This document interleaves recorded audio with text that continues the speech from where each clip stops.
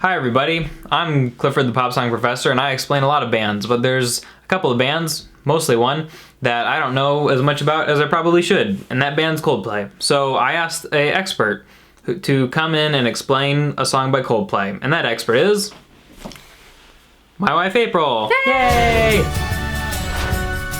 Hey everybody, I'm Clifford Stummy, the Pop Song Professor. Welcome to my channel where we make English class awesome by explaining and sometimes roasting song lyrics on school days. And today, helping us explain or roast is my wife April, because we're talking about Viva La Vida by Coldplay. Now, Coldplay is April's favorite band. Viva La Vida is my favorite song by Coldplay. So it's kind of a special day for both of us. But she has done a lot of research into this, and she's gonna be answering some questions, explaining some lyrics, and we're gonna go deep into it together. Now, that doesn't let you off the hook from a quick advertisement from a Patreon, because you totally ought to check it out. April and I are about to have a conversation, but there are lots of good and awesome conversations that happen in my Patreon every day. And so if you wanna sign up, you can be part of a really cool community of people who explain song lyrics to each other and talk about them, and write song lyrics and get critiques on those and lots of other cool stuff. And if you like the dynamic between the two of us here, we do a podcast on the Patreon every month where we explain songs together. So yeah, come head get over some there to check that out. Dynamic. All right, you ready to do this? Yep. B-roll. I'm actually gonna use that. It was drooly. All right, so let's talk about Viva La Vida, which is Spanish for long live the life you live. That's not true. What does it mean? Directly translated means live the life, but I think you could probably more accurately translate it long live life. People who actually speak Spanish as their first language, let me know if I'm wrong. So, what do you got for us, April? Yeah, so basically this song is about kind of what you can tell us about by reading the lyrics. There have been a lot of conspiracy theories that it's like secretly about the Pope or like some deposed dictator or the president of Italy or whatever, which are all possible.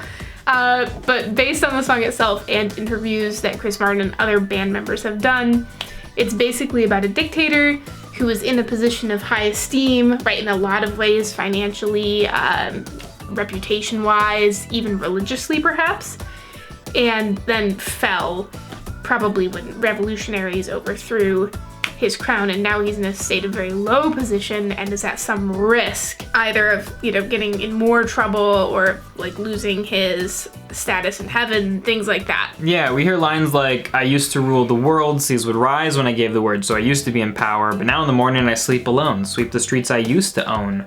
I used to roll the dice, feel the fear in my enemy's eyes, listen as the crowd would sing, now the old king is dead, long live the king! Can't the people look it up for themselves? Sorry, well, no, I gotta put the lyrics in here, and I got kind of carried away. Yeah, one minute I held the key, next the walls were closed on me. I'm not gonna read all of this, but I think the chorus is really interesting.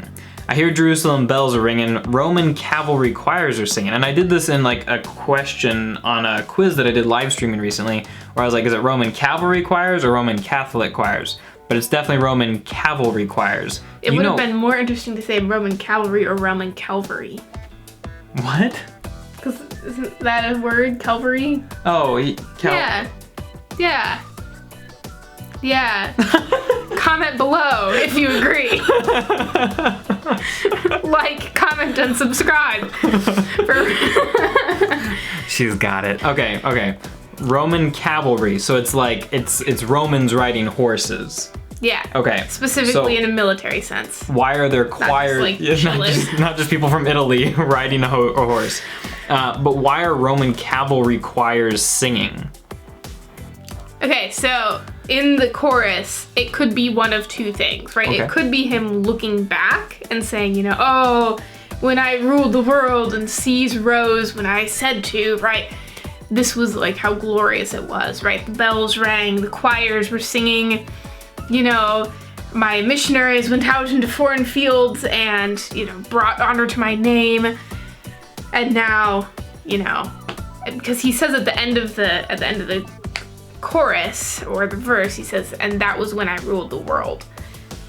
So it could very well be a look back.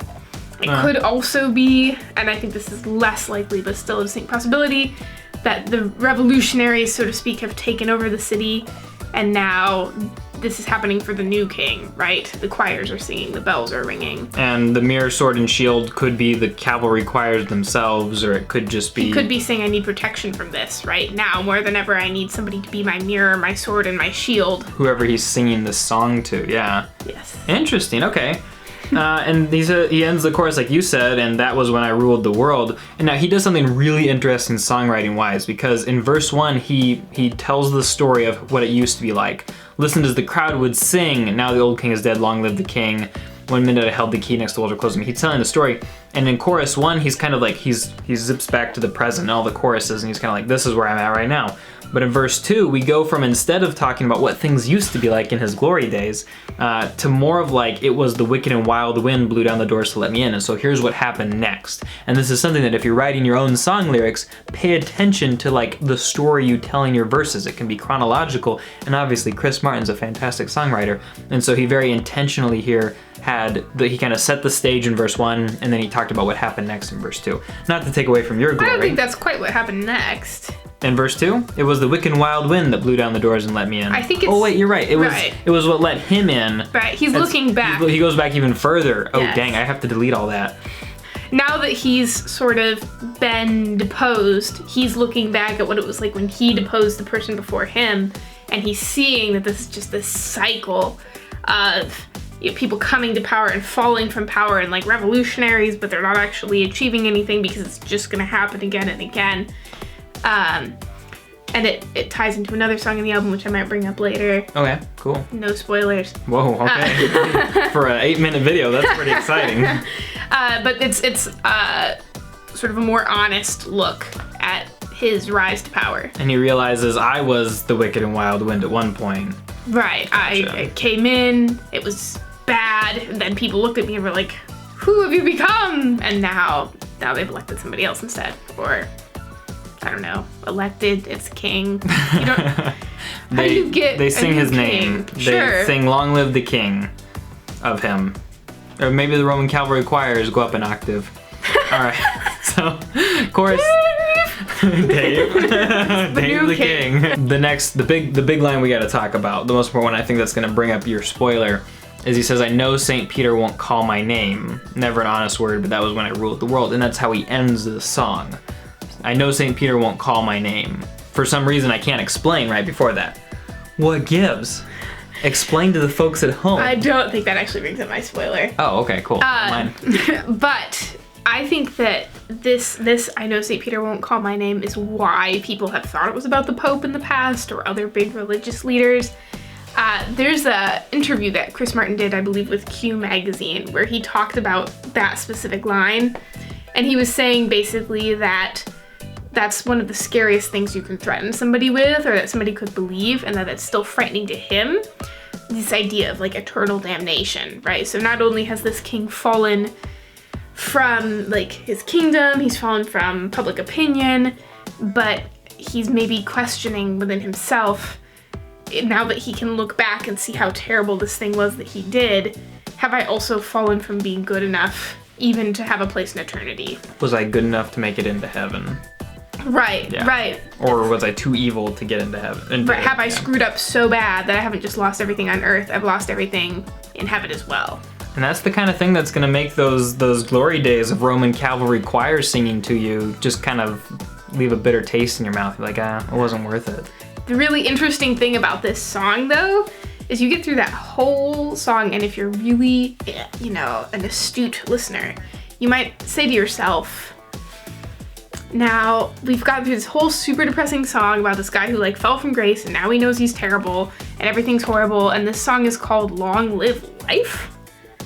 What? That's a little shocking, I'll admit. Right? I'm shocked. Right? The album that this song is on is commonly called Viva La Vida, but it's really called Viva La Vida or Death and All His Friends. Which is a mouthful. Right, super long, it's very Coldplay. Why couldn't they just name it Right. something simple like trench or vessel? But because there's a lot to unpack in this, right? And that we didn't have to create a whole backstory that didn't exist before in order to have a meaning. Superiority. No sass. But this song, Viva La Vida, is actually, it's kind of a downer song, but Chris Martin has, again, done interviews where he spoke about the song and said that he thinks of it in kind of a positive way, actually. Like, instead of just having fallen, this person is being given the chance to turn over a new leaf, to turn their life around and do something that they can be proud of. And that sort of story of falling from grace, depression, and then maybe like revenge or recovery. What do you call that? Bounce back? Yeah, recovery. Sure. It works. Redemption. That's the word. Yeah. Redemption. This sort of story of falling from grace and then redemption is the story of this whole album. If you listen to the album all the way through, which is a very Coldplay thing to do, right? They write albums to be heard all together. You'll find that it's very sad, sad, sad, sad. And you get to the end and you have the song Strawberry Swing, which is a little bit uplifting. And then at the very end, you get the song Death and All His Friends, which is the other half of the album name. And the last, that song ends with a chant that says, "Now I don't want to battle from beginning to end. I don't want a cycle of recycled revenge. I don't want to follow death and all of his friends." And I think that is really the story of Viva La Vida as well. This no more cycle of recycled revenge, right? I was raised to power, I fell. Somebody else was raised to power and they fell. It's just a cycle of revenge, and now we're turning over a new leaf, and we're not gonna follow death anymore. Long live life. And you were telling me before we started filming that really makes Viva La Vida or Death and All His Friends a compare and contrast. You've got the darkness and you've got the light. You've got Long Live the Life, you've got Death and All His Friends, and it's a choice that people have to make, and a choice that they've made that in Viva La Vida, they're looking back on. Right. Yep. And it means that you should totally go listen to the whole album. Definitely. All right, well, thanks, babe, for being on this episode of the Pop Song Professor and for explaining this song that hardly anybody had ever heard of before. Viva La Vida by this breakout band Coldplay. Lead singer, what was his name? Chris Martin? Okay. Chris, more successful than you. That is painful. Well, but the good news is, guys, is if you don't want Chris Martin to be more successful than me, you can go support me on Patreon. I don't know if you've noticed while I filmed this video, but the wall is not big enough for 2 people. Help me get a bigger wall here. A bigger wall. By supporting me on Patreon. That's very important. And if you do that and I get a bigger wall, I'll put your name on the wall. So, right? Can I do that? Sure, it's your studio. Okay, cool, thanks. All right, thanks for talking, guys. I'll talk to you later.